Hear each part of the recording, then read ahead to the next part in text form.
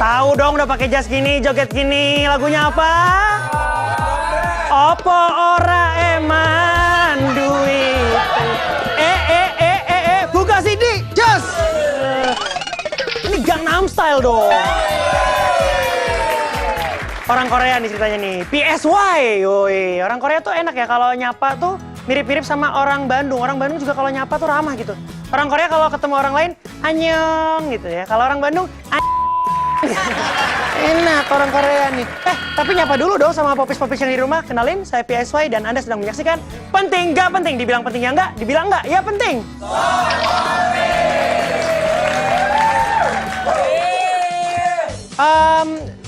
Saya PSY dan saya adalah salah satu fenomena di YouTube. Dede YouTube. Oh ya, oke. YouTube. Jadi di YouTube itu ada banyak sekali fenomena-fenomena yang terjadi akhirnya merebak ke masyarakat. Contohnya salah satunya adalah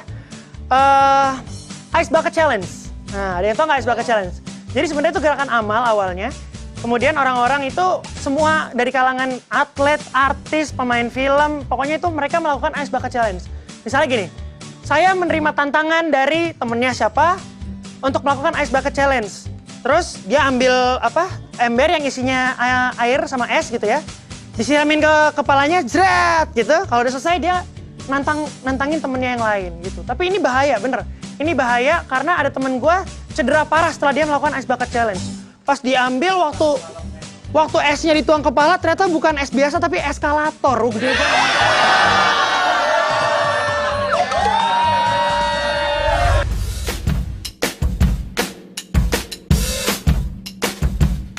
Hidup di tengah cyber society atau masyarakat multimedia memudahkan kita untuk melihat, mendengar, bahkan mengikuti apa saja yang lagi tren saat ini meski datangnya dari benua lain. Penting gak penting? Inilah tren YouTube yang diikuti halayak ramai. Harlem Shake. Pada tahun 80-an, tarian Funky Monkey asal New York ini sempat populer. Namun kembali meledak di tahun 2012 sebagai komunitas, sampai ke kalangan selebriti pun ikut berlomba-lomba membuat video Harlem Shake segokil-gokilnya. Termasuk Harlem Shake edisi Global TV dong, tapi ini nggak ada sayanya nih, belum diajak.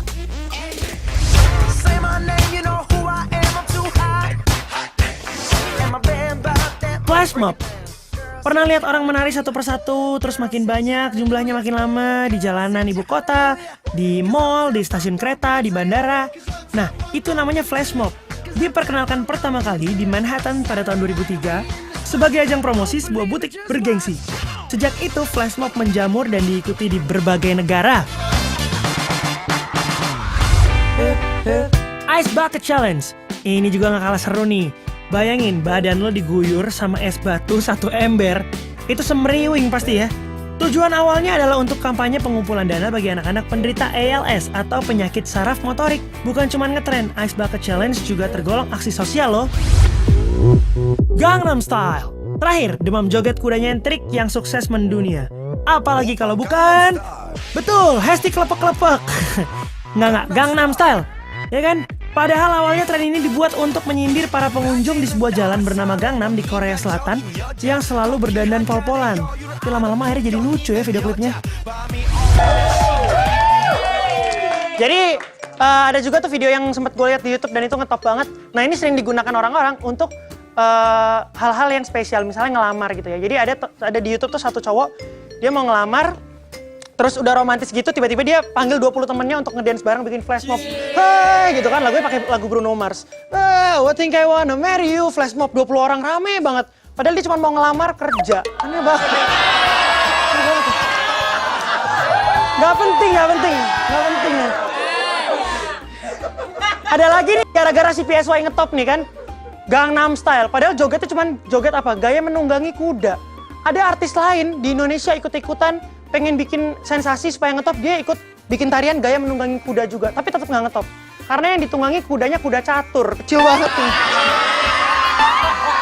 Terus ntar kita balik lagi deh, tetap di penting nggak penting.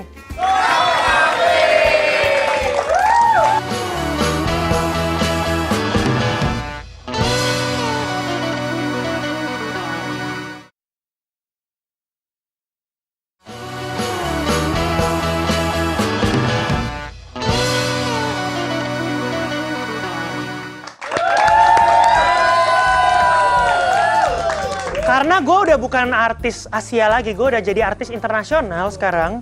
Jadi gue harus wajib untuk menjaga atau merawat penampilan gue, ya nggak sih? Banyak cara lah, sekarang yang lagi musim misalnya sulam alis. Kemarin gue pengen coba buat sulam alis, ya kan? Tapi mahal banget ya ternyata pas gue tanya kenapa mahal, Dok? Oh ini karena sulam alisnya alis Norin nih katanya nih. Malah nge-DJ. Terus gue bilang, ya udah kalau gitu saya sulam alis yang lainnya aja nih. Kok tetap mahal nih? Oh ini beda lagi, kalau ini sulam alisnya sulam alis in Wonderland. Yoi.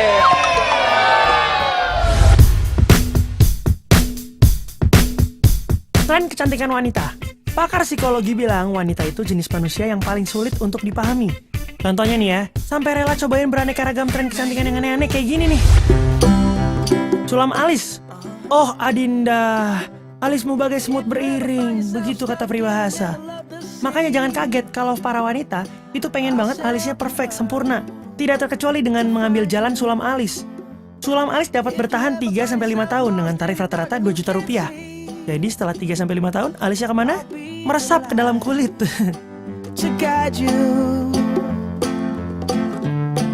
Operasi ubah bentuk rahang. Merasa rahangnya terlalu lebar? Atau terlalu tirus? Atau terlalu bulat? Solusi instannya sekarang udah ada nih, yaitu dengan operasi pemotongan tulang rahang. Konon nih ya, rasa sakit yang ditimbulkan setelah operasi, aduh itu rasanya katanya bisa bikin nyawa melayang. Bikin dagu belah dan bikin lesung pipi. Bukan cuman belahan yang bikin gemes saudara-saudara, tapi juga belahan jiwa. Belahan dagu juga. Apalagi kalau ditambah lesung pipi pada 2 sudut ya kan, yang satu di kiri, yang satu di hidung. Aneh. Enggak, yang satu di kiri, yang satu di kanan. Cocok banget nggak tuh? Tapi kalau sampai bela-belain pakai silikon cair biar kayak gini sih horor juga ya. Karena suntik silikon cair untuk membelah dagu itu cukup bahaya. Ada juga silikon yang dipakai untuk bikin cekungan lesung pipi. Bahaya banget loh ini buat kulit. Bahkan katanya bisa mengundang kanker. Aduh, makanya nih ya, jeng-jeng, ses, tante, mbak, none, neng, du, semuanya. Yang alami-alami aja lah ya. Tapi gue rasa nggak ada habisnya lah ya kalau kita ngikutin zaman untuk merubah penampilan, dioperasi lah, suntik ini, suntik itu tuh nggak ada habisnya. Ada lagi sekarang lagi musim cewek-cewek tuh pengen ngerubah bentuk rahang sampai dioperasi. Parah nggak sih? Bentuk rahang yang dikasih sama Tuhan, lo pengen rubah, lo modif men. Parah banget nggak? Udah kayak mobil dimodif. Jadi, dokter tolong ini rahang saya diceperin dikit gitu. Atau kayak datang gitu kan, dok saya mau rubah bentuk rahang saya. Jadi trapesium atau jajar genjang gitu kan. Itu masih mending ya. Ada lagi orang yang rela bayar mahal untuk bikin lesung pipi. Ngapain bikin? Gue juga punya. Ya kan? Gue, Afgan, ada tuh.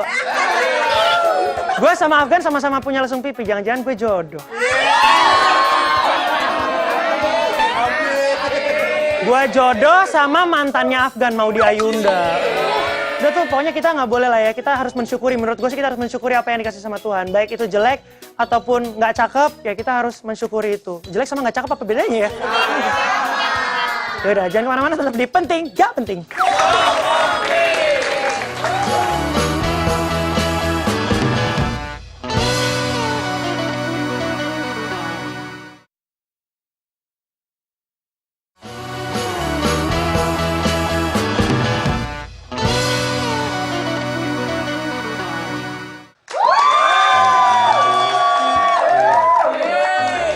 Balik lagi di penting nggak penting, dan sebentar lagi kita akan membahas ini popis banget. Jadi gini, ternyata Jakarta masuk salah satu kota di dunia dengan mall terbanyak. Gue nggak tahu harus bangga atau justru harus malu akan hal ini, karena di saat Jakarta semakin bertambah mallnya, semakin kurang juga taman-taman kotanya, ya nggak sih?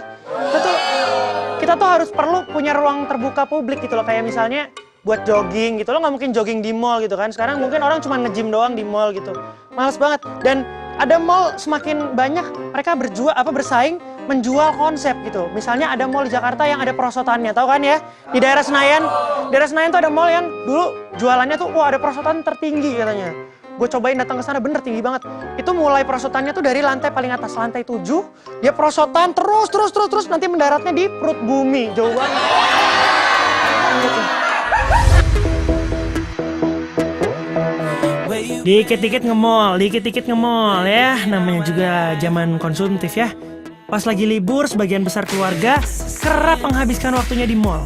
Perilaku ini bisa jadi sebab ataupun akibat dari maraknya pembangunan mall di berbagai kota besar. Dubai. Yuk kita jalan-jalan ke Timur Tengah. Tepatnya di Dubai. Kota ini memiliki mall spektakuler seluas 1,12 juta meter persegi. Lengkap dengan 1.200 toko terkemuka. Kayaknya butuh waktu seharian penuh nih ya buat shopping di sana. Nggak cukup, gua rasa seharian juga. Singapore. So expensive lah. No, it's cheap lah. Welcome to sarangnya belanja dan doyan banget dikunjungi ibu-ibu yang doyan shopping. Apalagi kalau bukan Singapore. Termasuk ibu-ibu dari Indonesia nih harus diakuin ya. Emang Singapura punya fasilitas berbelanja yang super komplit. Dari mulai fashion, gadget, elektronik. Aduh, rame lah pokoknya.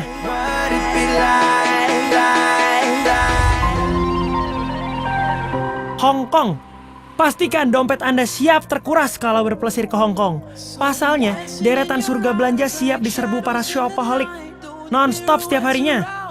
Ada Peak Market, Ladies Market, Sugar Street, dan masih banyak lagi.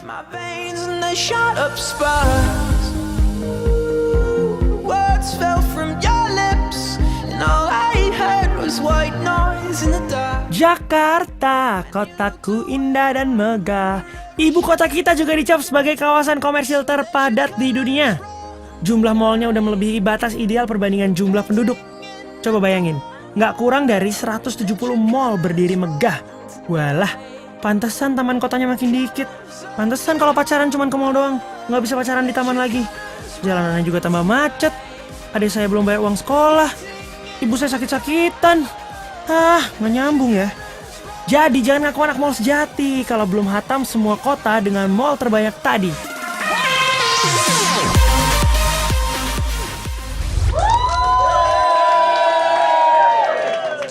Nih, gue baru saja mencatat jumlah mall di Jakarta. Ternyata di Jakarta ada 173 mall. Dan gue mungkin baru datang ke 20 mall di Jakarta itu, artinya masih ada 143 mall lagi yang belum gue kunjungi. Parah banget gak sih? Gue berarti masih kurang gaul men untuk anak Jakarta. Tapi bener sih kalau dihitung-hitung ya. Misalnya kita lihat di Kelapa Gading, Mall Kelapa Gading. Itu ada Mall Kelapa Gading 1, 2, 3, 4, sampai berapa? Sampai 5. Sampai 5 ya kalau nggak salah ya. Jadi ya, sampai 5. Jadi ada Mall Kelapa Gading 1, 2, 3, 4, 5. Ini mall apa Cinta Fitri? Coba bayangin.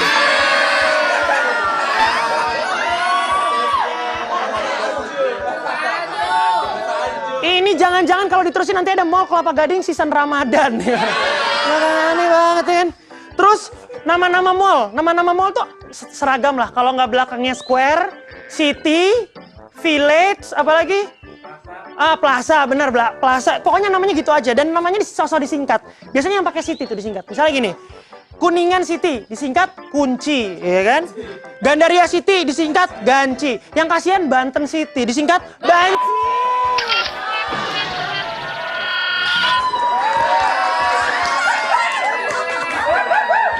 Aduh.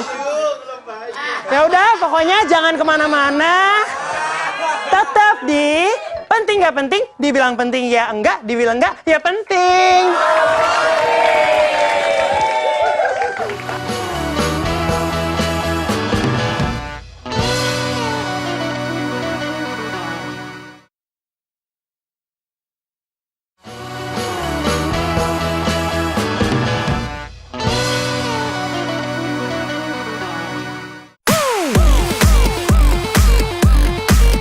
Kalau biasanya tokoh populer di Indonesia dipuja-puja, nah lain soal dengan segelintir pria luar biasa ini. Mereka dinobatkan sebagai public enemy karena tingkahnya yang, ya gitulah pokoknya. Farhad Abbas, pengacara berusia 38 tahun ini, harus masuk urutan pertama public enemy. Dia hobi sekali berkomentar dan melempar pernyataan tajam di media massa. Alah, bisa aja ya cari perhatiannya Bang Farhad ini ya. Biar makin disorot ya Bang. Oh iya, pernah juga Bang Farhat ini mengajukan diri sebagai calon bupati, bahkan saya mau ketawa, calon presiden. Tapi nggak kepilih ya. Ya iyalah ya, kita tahu kenapa alasannya. Karena ya itulah pokoknya. Hancur hatiku mengenang di kau, menjadi keping-keping setelah kau pergi, tinggalkan kasih sayang yang Ahmad Dhani. Banyak kritikus musik salut dengan kejeniusan Ahmad Dhani. Ia dianggap sebagai salah satu musisi yang paling berpengaruh dalam barometer musik kita.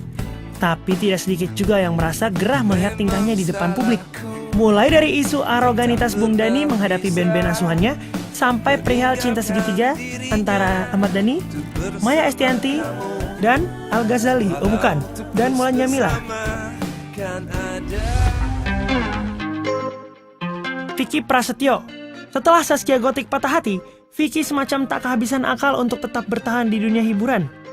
Lewat kosakatanya yang maha aneh, semua itu demi statusisasi saya sebagai seorang entertainment di mana statuta kompensasi itu mengalami elektivitas dan elektabilitas penguasaan sosial begitu. Nggak ngerti kan? Ya sama lah, saya juga nggak ngerti. Vicky nggak ngerti aja ngomongnya ngetop, masa saya nggak bisa lebih ngetop sih? Ya, tolong dijadiin pelajaran aja lah ya. Terutama buat adik-adik di rumah yang nanti punya cita-cita mau jadi artis. Tolong sekali, jadilah artis yang berprestasi.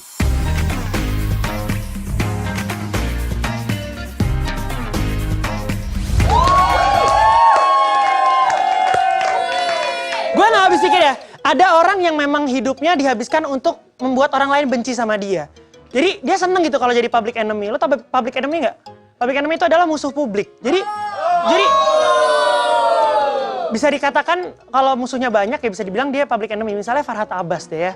Dia tuh basicnya pasti pengacara kan sebenarnya ya. Tapi kenapa dia jadi seleb tweet yang suka ngomentarin hal nggak penting gitu nggak sih? Orangnya tuh aneh banget gitu kayaknya. Farhat Abbas tuh orangnya aneh banget. Sampai-sampai gue rasa kalau dia misalnya bingung nih pengacara tapi juga punya single ya kan? Punya lagu. Dia juga bikin goyang sumpah pocong ya kan? Lama-lama kalau dia bingung mau ngapain lagi, mungkin gue rasa dia ikut X Factor. Bayangin nih, dia ikut audisi X Factor, ditanya sama jurinya kan, ditanya sama Dhani gitu. Dengan Farhat, oh dia nggak mau ngomong. Ini bapaknya Al nih, saya nggak suka nih. Wow. Vicky Prasetyo, bakatnya apa juga kita nggak tahu. Dia tuh sebenarnya nyanyi enggak, ngelawak enggak. Dia tuh cuma ngetop gara-gara apa? Jadi korban goyang itik, ya nggak sih? Nah, dia pelaku, dia bukan korban, dia pelakunya kan. Tapi bener, misalnya Vicky Prasetyo nih, kan sekarang banyak di acara-acara, walaupun dia nggak bisa nyanyi, dia nggak bisa acting, dia banyak di acara di TV-TV. Misalnya dia ikut kuis di Global TV, Deal or No Deal. Ditanya sama Cak Lontong, Mas Vicky, silakan pilih buka satu koper. Mau koper yang nomor berapa? Saya mau pilih koper nomor 29 my age.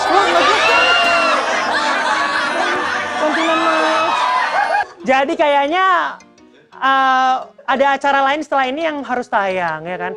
Walaupun permintaan publik selalu bilang, ini penting gak penting, jam tayangnya ditambah dong jadi 5 jam sehari gitu.